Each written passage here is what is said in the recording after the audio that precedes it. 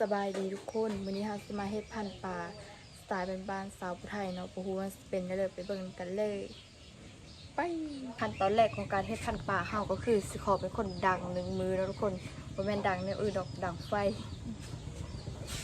เฮาคือเป็นคนดังตลอดทุกคนดังไฟกับดังแมบนี่แหละนี่ทุกคนตอนนี้เฮาก็ได้ดังไฟติดไปที่เรียบร้อยแล้วเนาะขั้นตอนต่อไปก็คือสิได้เอาปลามาเฮ็ดโคนะระหว่างถ้าไฟเป็นก่อเฮาก็คือสิมาจกข้าวเย็นทานทุกคน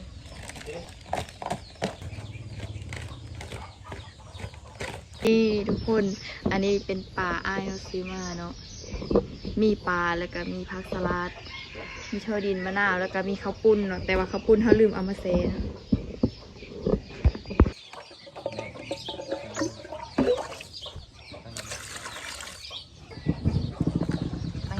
อันนี้ก็คือเป็นปลาเนาะปลาซื้อมาเนาะที่เราสิทำการใส่ขี้มันแล้วก็ทาเกลือสิเอาไปเผาเลยตอนเอาไปปิ้งเนาะ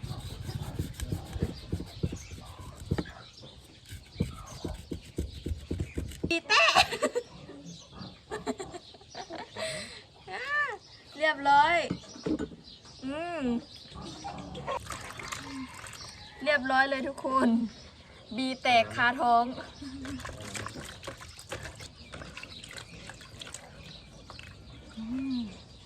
น้ำจนเขียวเลยทุกคนรับรองว่าขมถึงใจ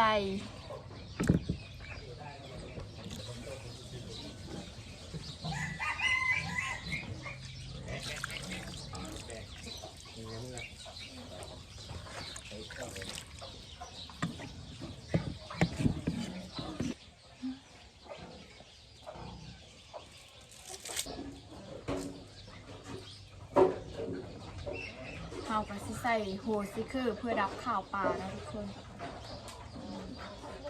ใส่ไปเลย2 หัวจิบ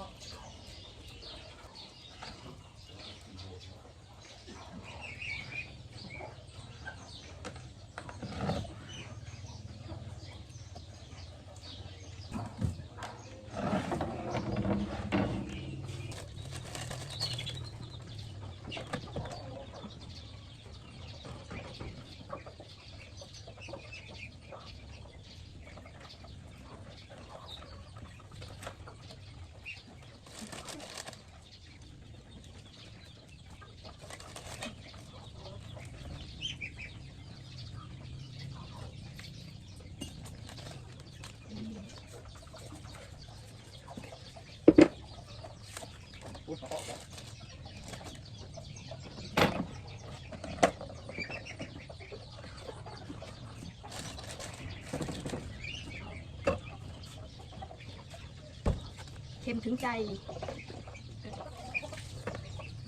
นี่ตอนนี้เราก็ได้เอาปลาลงไปย่างไปที่เรียบร้อยแล้วปลาก็คือตัวใหญ่แห้ง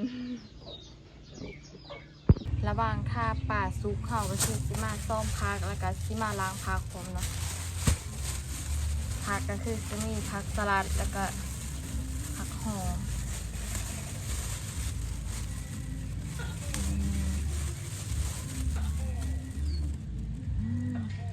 อันนี้ก็คือเป็นผักหอมโบแล้วก็ผักหอมป้อมเนาะ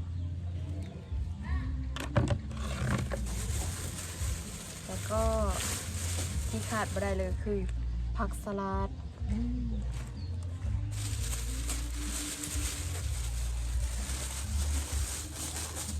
ว้าวหัวใหญ่แห้งโคตรใหญ่เลยเงานี่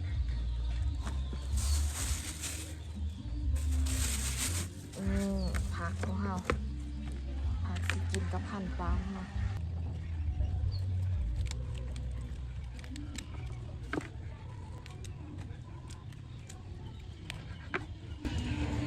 ผักสลัดโคตรกรอบเลยโคตรสดแล้วก็โคตรกรอบเลย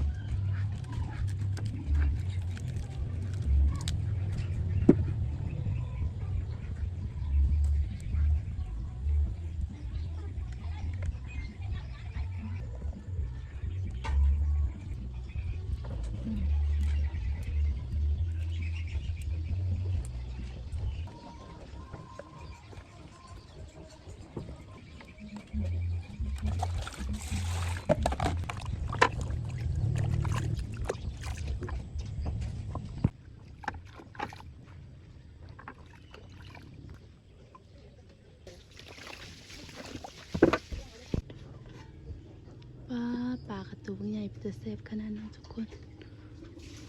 พีนแล้วบ่ปลาสาวเจนี่เป็นคนพันปลานะทุกคน บัวสิพานหรือบ่เราะทุกคนเพราะว่าเฮาก็บ่เคยเฮ็ดจักแค่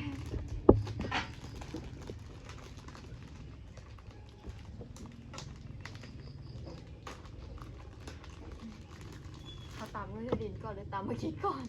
ตำเทอดินเสื้อเธอละอันก็ได้ ใส่ไปเลยเข้ากัน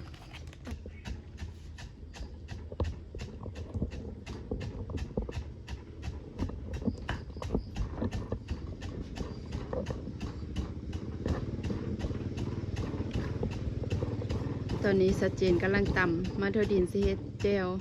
พันข้าวปุ้นเนาะทุกคนข้าวปุ้นโลดแล้วละเจน ย่างกำลังแซอยู่ อืม ยังเพลอลูก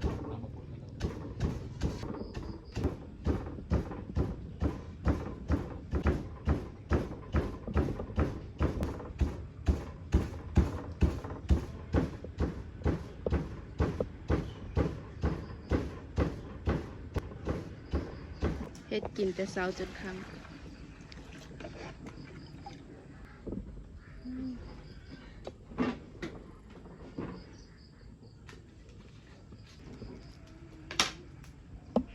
ตอนนี้เฮาก็ตำด้วยพอดีแล้วต่อไปเฮาสิตำแจ่วแล้วก็สิโละข้าวปุ้นแล้วก็สิเฮ็ดน้ำแจ่วนะทุกคนเอาเลย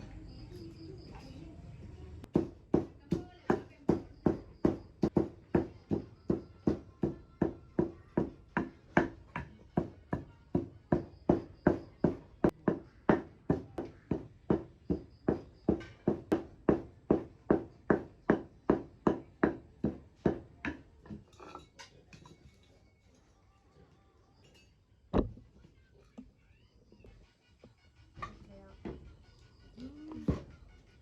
เครื่องประกอบของแจ่วเฮาเนาะก็มีตำนี้แหละ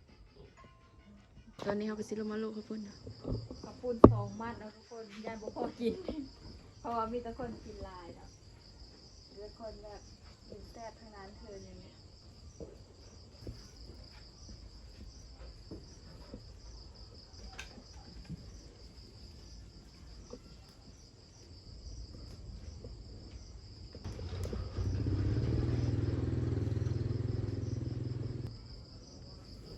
เต๊ะว่ะ อืม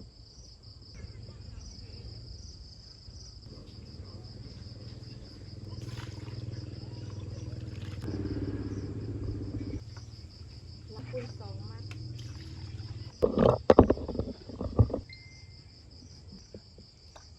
เบิดแล้วนี่ทุกคนข้าวปุ้นที่เฮาโหลดแล้วข้าวปุ้น2 มัดก็คือสิได้ประมาณนี้เลย คิดว่าน่าจะอิ่มอยู่ดอกทุกคน ตอนนี้เฮาก็คือสิตำกระเทียมใส่อันน้ำแจ่วที่เฮาจะกินกับพันข้าวปุ้นนะ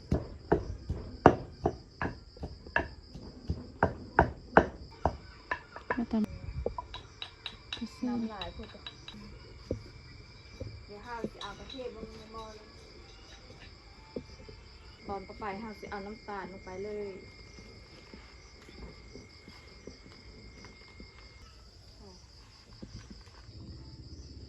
จะเอามาคิดลงเลยผิดสำหรับหน่วยโทดิน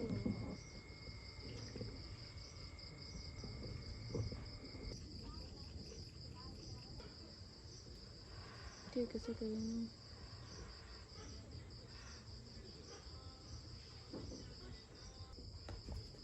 ตอนนี้แก้วก็ได้ทีแล้ว สุกแล้ว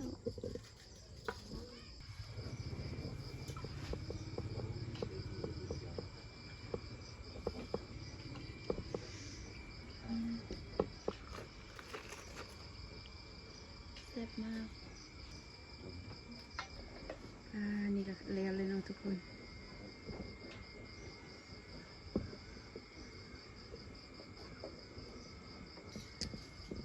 เป็นจะแซ่บขนาดทุกคนฝีมือสาวเจนนี่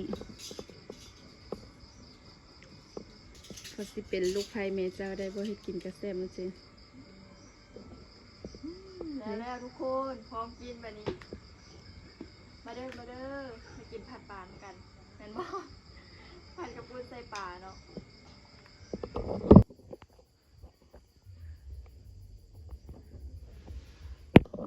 ตอนนี้กันแล้วเนาะทุกคนมาได้กินข้าวน้ำกัน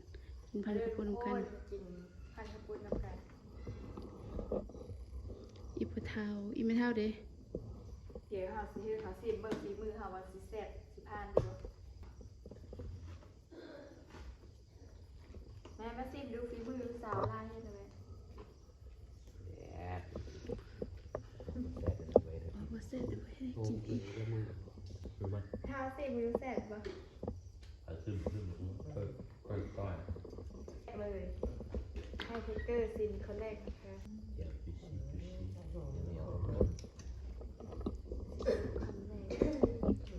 ซิมคำใหญ่ๆเกิน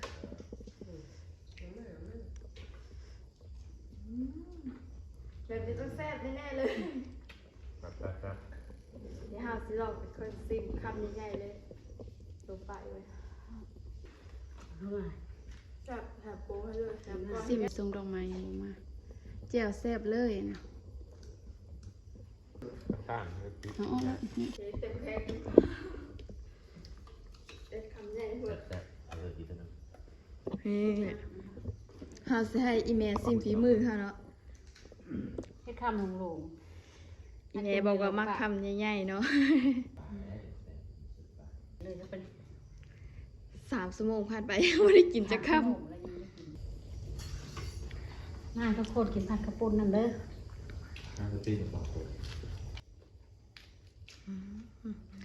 ำคำใหญ่แห้ง แซ่บแซ่บเย็บเย็บนักโป๊ะ สาวใส่ซิมแล้วเป็นจังได แซ่บแน่สุดยอดโอเคจะน่าให้ได้กินอีก แผนการอยากให้เฮ็ดกินอีกบ่จ้ากดิเซะ แซ่บแซ่บมาเด้อทุกคนข้ามกันเด้อ ขอบคุณเลยเที่ยงเลยรุ่นเช้าปีมาต้อน สาวเจนขอตัวไปกินข้าวก็เด้อพบกันใหม่คลิปหน้าฝากเป็นกำลังใจให้ด้วยทุกคน บ๊ายบาย